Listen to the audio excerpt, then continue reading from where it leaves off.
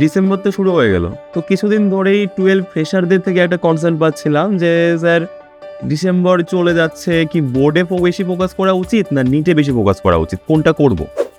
অতি স্বাভাবিক ব্যাপারটা আমরাও ফেস করেছিলাম, আজকালকার যে স্টুডেন্ট ওরাও ফেস করবে, সামনেও ফেস করবে, ওটা একটা গ্রেট কনসার্ন হওয়া উচিত এই মুহূর্তে। কিন্তু কিভাবে জিনিসটা ওভারকাম করা যায়? সবাই বলবে, শুনবি যে ব্যালেন্স কর, বোর্ড নিট দুটোকে একসাথে ব্যালেন্স কর, একদম সোজা পাতি কথা, সবাই বলে এটা, এবং ওটা আসলেই ব্যালেন্স করা উচিত। কিন্তু ব্যালেন্স কিভাবে করতে লাগবে সেই ব্যাপারটা কি আমরা আলাদা করে ভেবেছি বা কেউ কি বলেছে? একটা কথা বলি আমি, এই ব্যালেন্সটা এইভাবে করা যায় কিনা দেখ। মানে ধর তুই বোর্ডের যে PYQ গুলো আছে, প্রিভিয়াস ইয়ার কোশ্চেন্স, যার যে কোনো বোর্ড হতে পারে, CBSE হোক, ISC হোক, ওয়েস্ট বেঙ্গল হোক, PYQ অ্যাভেলেবেল। সেই PYQ গুলো ধরে ধরে আমরা যদি টপিক ওয়াইজ একটা শর্ট নোটস বানাই, যদি প্রত্যেকটা টপিক যে এই কোশ্চেনগুলো আসে ওই টপিক থেকে এই বোর্ডে বেশি করে, তাহলে একটা টপিকের শর্ট নোটস বানালাম থিওরিটিক্যাল, তারপর ওই টপিক থেকে দেখলাম যে বোর্ডে কী ধরনের কোশ্চেন সেট হয়েছে, আর ওই সেম টপিক থেকে নিটে ঠিক কী কী কোশ্চেন এসেছিল, সেম PYQ, নিটের PYQ আর বোর্ডের PYQ-কে একসাথে রেখে টালি করে আমরা যদি টপিক ওয়াইজ সাজিয়ে নিই, তবে গল্পটা ভালো লাগছে না শুনতে নাকি? তাহলে ওই সেম টপিকে দুটো জিনিসের গ্রিপ কিন্তু আমাদের চলে আসবে, ওই একই টপিকে বোর্ডেও খেলতে পারবো, ওই একই টপিকে নিটেও খেলতে পারবো। আরে খুব বেশি ফারাক থাকে না ভাই।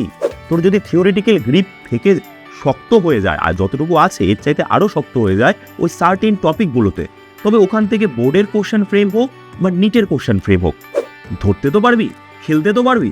তো এইভাবে প্রত্যেকটা টপিক ওয়াইজ যদি একটা শর্ট নোটসের খাতা তুই বানিয়ে নিস, টপিক অ্যান্ড বোর্ডের PYQ আর নিটের PYQ, সেটা কিন্তু এক্সামের আগের রাতে ভীষণভাবে হেল্প করবে, আমাদের চাইতেও বেশি হেল্প জোগাতে পারবে ওই তোর নিজের হাতে বানানো সেই শর্ট নোটসের কপি। এইভাবে একটু ট্রাই করে দেখ, তারপর জানাবি আবার আমাকে যে কতটুকু হেল্প পাচ্ছিস বোর্ড আর নিটের মাঝে ব্যালেন্স মেনটেন করার জন্য। যেমন এই তো আমি একটা অ্যানালাইসিস দেখছিলাম যে লাস্ট ইয়ার কিছু দেখতে পাচ্ছি, তো এক দাদা তোদের বোর্ডেও ভালো পার্সেন্টেজ মেনটেন করে যায়, সাথে আবার এইমস ভুবনেশ্বরও পেয়ে গেছে। এই তো আরেকটা পেয়ে গেলাম, কলকাতা মেডিকেল কলেজ, আবার ISC বোর্ড, হ্যাঁ ভালো পার্সেন্টেজ মেনটেন করছে। তো আসলেই জিনিসটা অসম্ভব নয়, কিন্তু শুধু ঠিক ডিরেকশানে তোর যেতে লাগবে, আর অধৈর্য হলে চলবে না, ধৈর্য ধরে থাকতে হবে, প্রত্যেকটা টপিককে সমানভাবে দাম দিতে লাগবে বোর্ড আর নিটের জন্য। ঠিক আছে?